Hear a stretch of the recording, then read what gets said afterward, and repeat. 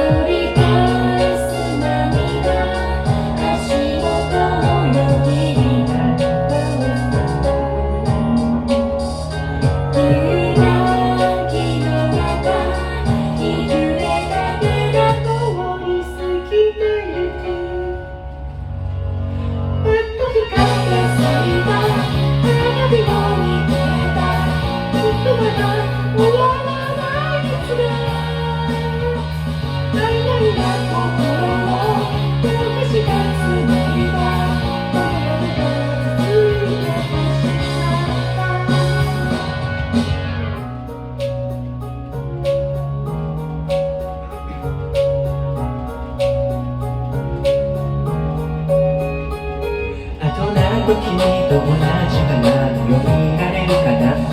笑う顔に何ができるだろうか。傷つくこと喜ぶこと繰り返す波とちょうど焦燥最終列車の何度でも言葉にして君を呼ぶよ涙を選びもう一度どうぞもう二度と悲しまずに済むように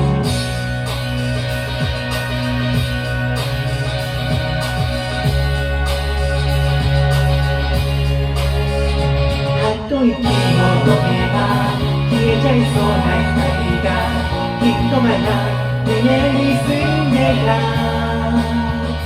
手を伸ばせば触れた高い君は密かに何を見てた花火が夜に咲いた夜に咲いて静かに見てた離さないでもう少しだけもう少しだけこのまま